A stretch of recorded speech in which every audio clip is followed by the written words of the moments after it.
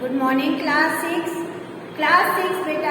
आज जो है हमारा हिंदी सेकंड है और हिंदी सेकंड में हमारा जो है न्यू चैप्टर स्टार्ट हो रहा है, चैप्टर 5 जिसका नाम है समास। ठीक है, तो आज बेटा हम लोग समास के बारे में पढ़ेंगे कि समास किसे कहते हैं। ठीक है, तो समास जो है परस्पर, पेज नंबर देखिए बेटा 41। ठीक है, अपनी बुक का पेज नंबर 41 खोल लीजिए और देखिए समास किसे कहते हैं, इसको हम लोग आज समझेंगे।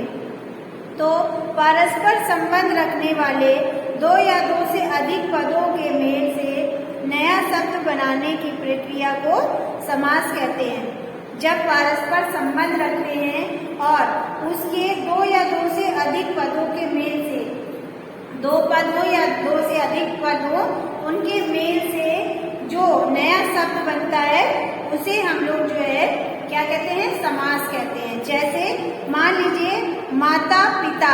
ठीक है, तो इस तरह से लिखा हुआ है माता पिता। ठीक है, तो ये दो शब्द हैं और दो शब्द से जो संबंध रख रहे हैं, ये दोनों शब्द जो है आपस में संबंध रख रहे हैं, माता और पिता।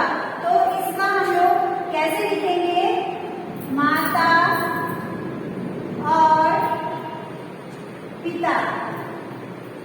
ठीक है, तो ये जो हमने संबंध बनाया है माता और पिता का, तो ये हमारा क्या हो गया, समास हो गया। ठीक है, इसी तरह से घुड़सवार, तो घोड़े पर सवार, यानी कि हमने जो है एक पद है घुड़सवार,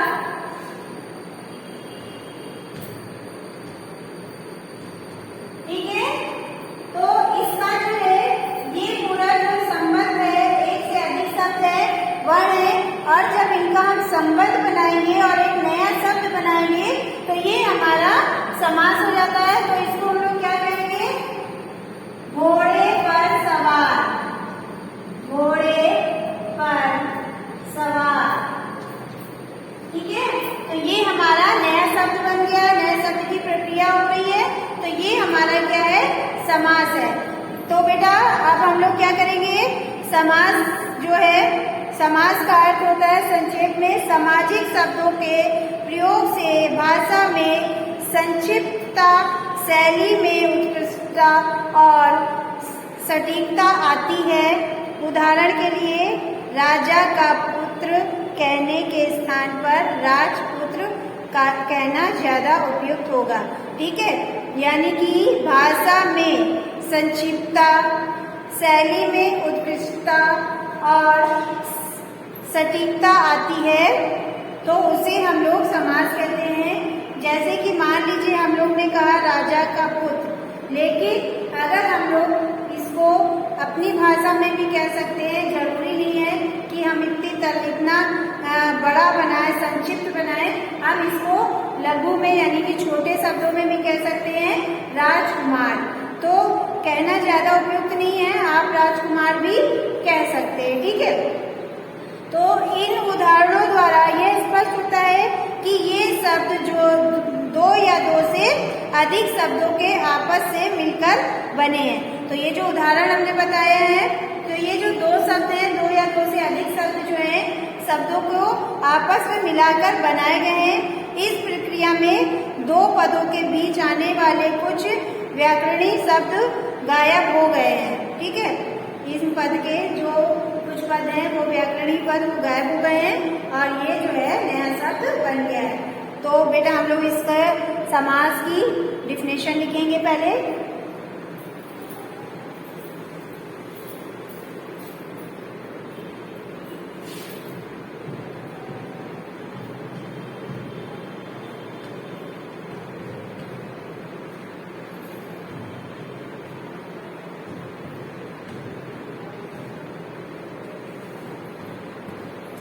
तो समास की क्या परिभाषा है, देखिए परस्पर संबंध रखने वाले, परस्पर संबंध रखने वाले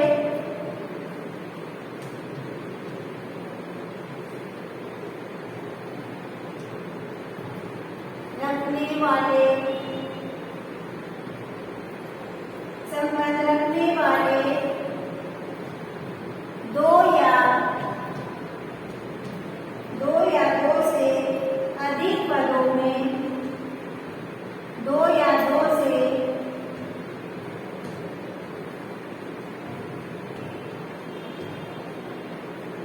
अधिक पदों के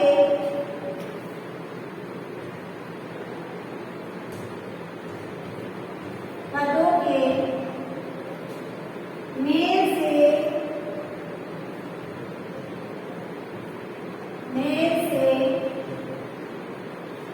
नया शब्द बनने की, नया शब्द बनने की प्रक्रिया को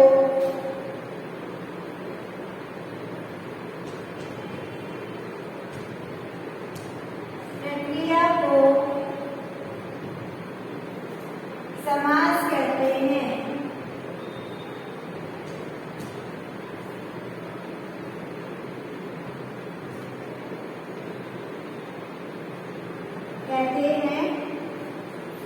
जैसे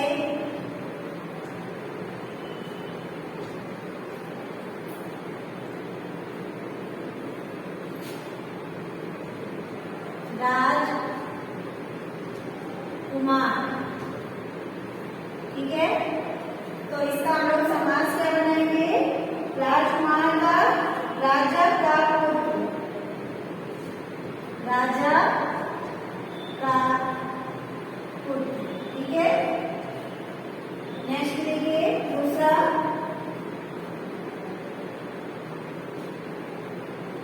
विद्यालय,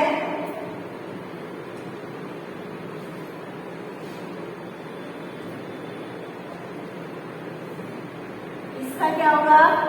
विद्या का आलय,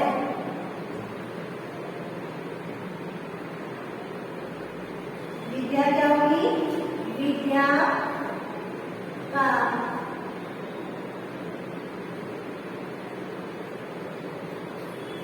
का आलय,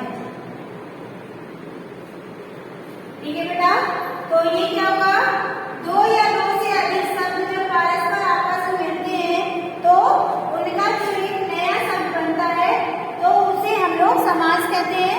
जैसे मान लीजिए राजकुमार, राज जो है एक शब्द है और कुमार एक शब्द है, तो ये दो आपस में मिल गए हैं और इनको जब जोड़कर कोई नया शब्द बनाया जाए तो उसे हम लोग कहते हैं कि समास, यानी कि ये हो गया हमारा राजा का पुत्र, यानी कि ये राज जो है राजा है, कुमार यानी कि उनका पुत्र। तो इनका जो हम लोग एक नया शब्द बना लेते हैं, पर दो या दो से अधिक शब्दों को मिला करके जब कोई नया शब्द बना लेते हैं या उनमें संबंध स्थापित कर देते हैं तो वो हमारा जो है समास कहलाता है। तो यहाँ पे राजा का पुत्र हो जाएगा। इसी तरह से विद्यालय देखो, विद्यालय, विद्या का आलय, यानी कि जहाँ पे हम लोग विद्या ग्रहण करते हैं वो स्थान, तो ये क्या हो गया? विद्यालय, ठीक है। तो ये हमारा जो है समास हो गया।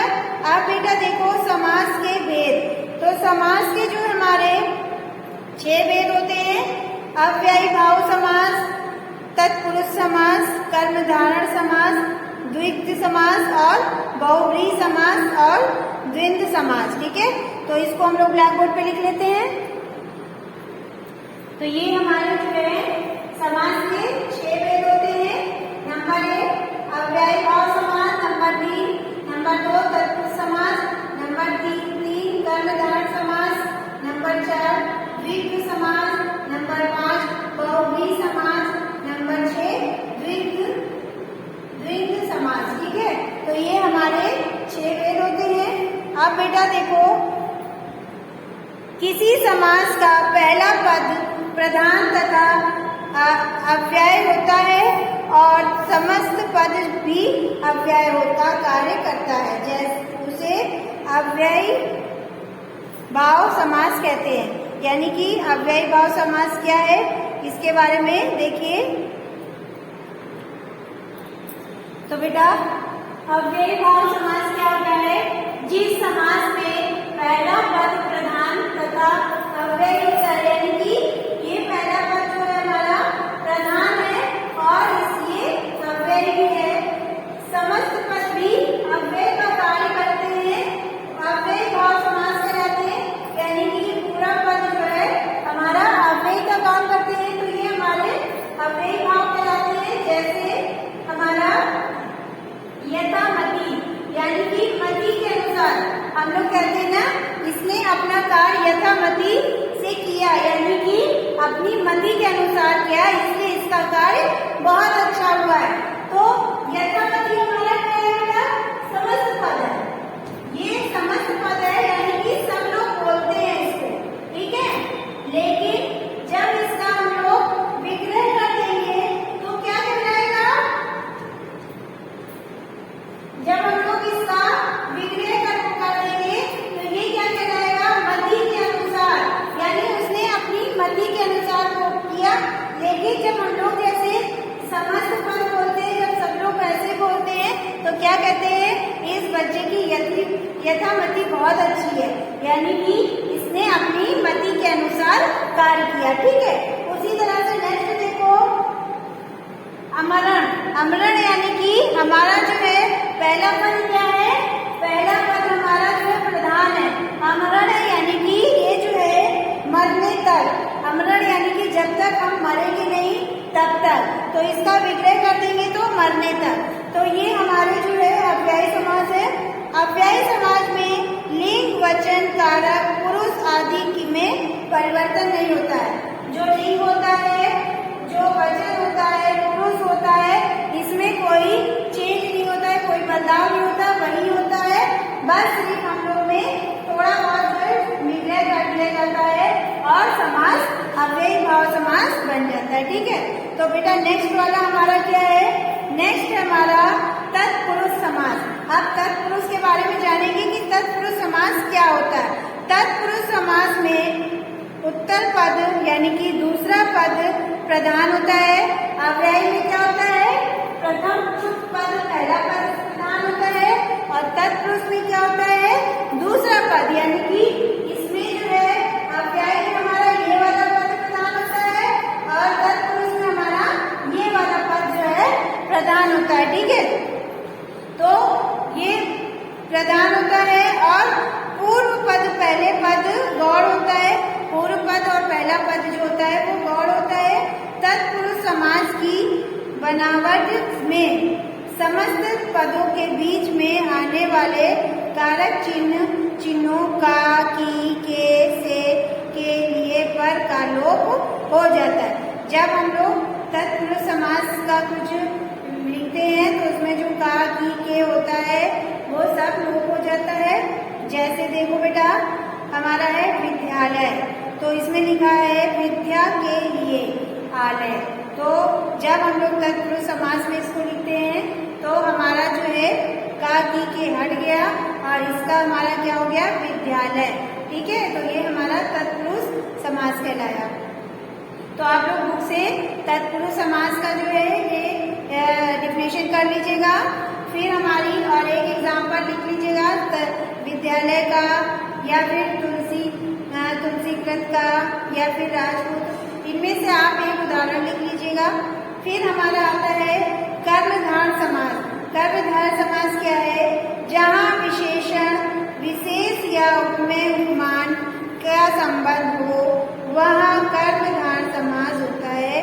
जैसे जिससे किसी वस्तु की उपमा दी जाए और उसे उपमान, तथा जिसकी उपमा की जाए उसे उपमेय कहलाता है। तो उपमान क्या होता है? जहाँ विशेष या उपमेय और उपमान का संबंध। कर्मधारय समास कहाँ है? जहाँ पे विशेष उपमान या उपमेय का संबंध हो उसे हम लोग कर्मधारय समास कहते हैं, ठीक है। जिससे किसी वस्तु का उपमान दी जाए या फिर किसी का उपमेय कहा जाए। यानी कि मान लीजिए कोई चीज है, हम लोग ने उसकी उपमा की, ये लड़का बहुत अच्छा है या ये लड़की बहुत अच्छा पढ़ती है, तो ये हमने उसकी क्या की? उपमा दी है।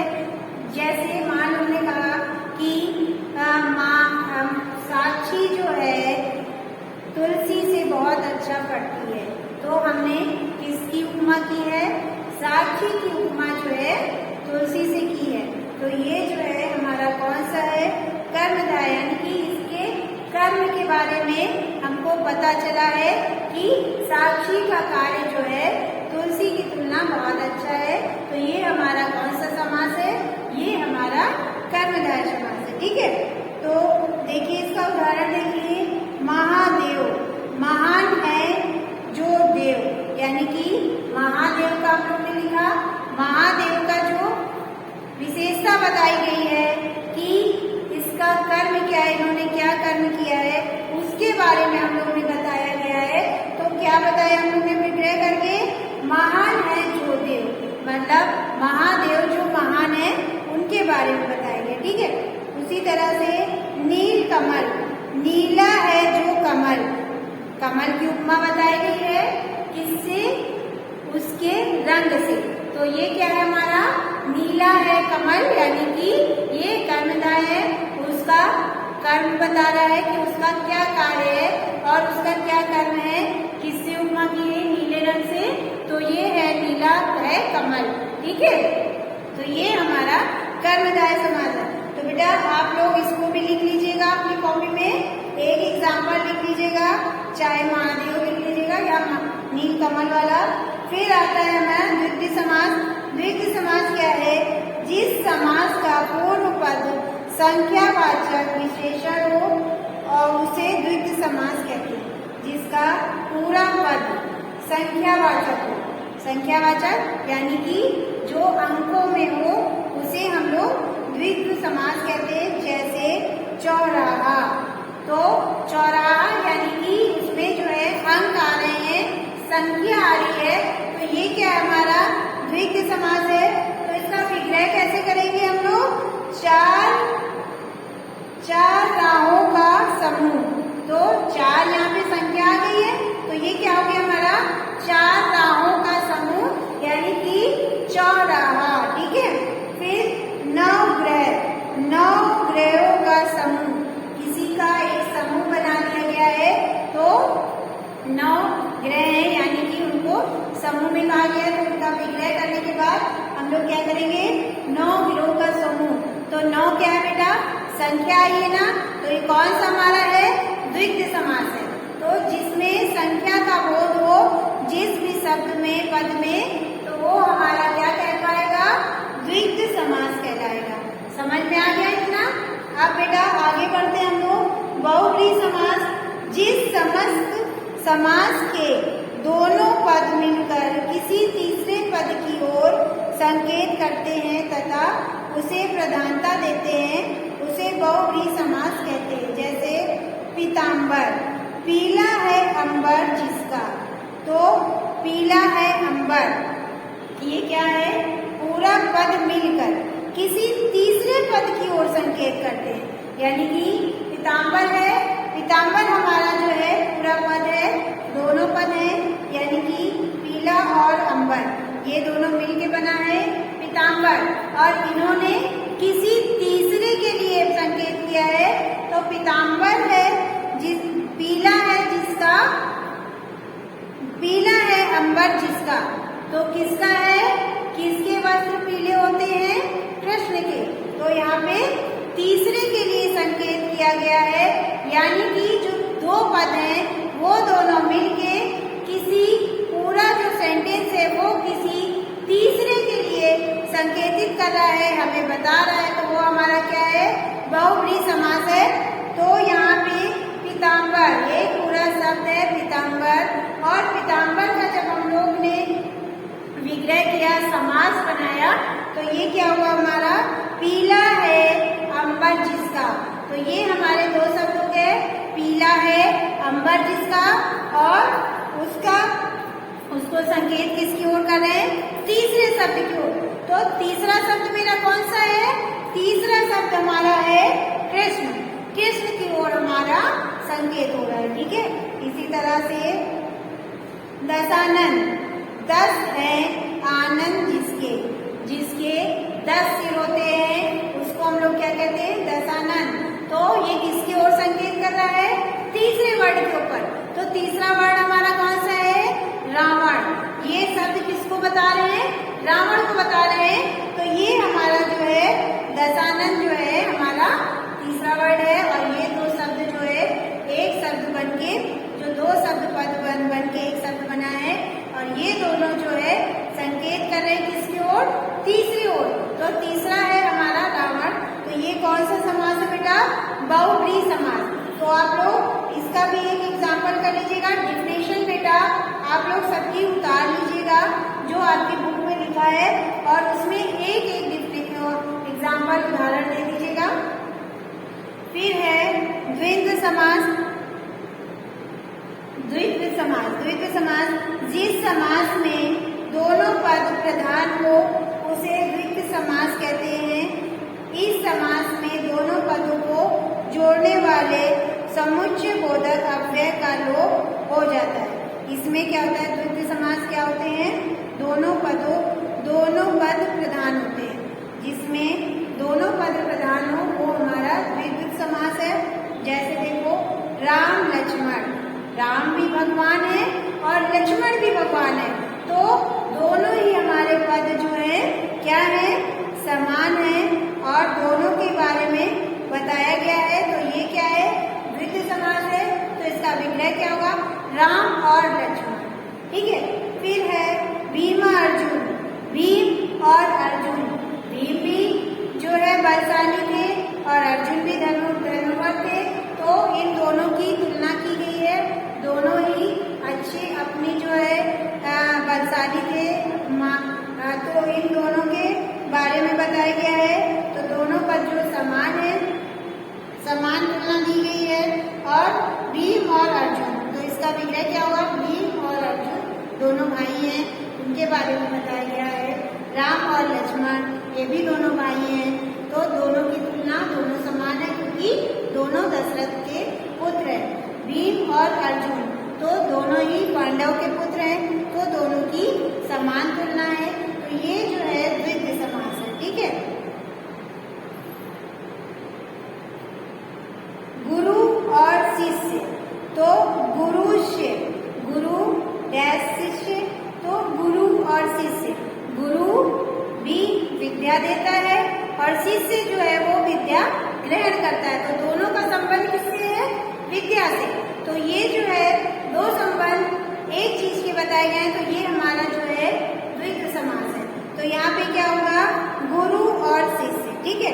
तो ये हमारे बेटा 6 जो समास है, समास के भेद है, ये हमने आपको समझा दिया है। आप लोग जो है सबकी डिफिनेशन लिख लीजिएगा कॉपी में और एक एक एग्जाम्पल लिख लीजिएगा। ठीक है। कर्मधारय तथा बहुव्रीहि समास में अंतर, दोनों समास में क्या क्या अंतर होता है इसको मत लिखिएगा, आप बस इसको लिख लीजिएगा जो हमने डिफिनेशन बताई थी। ठीक है।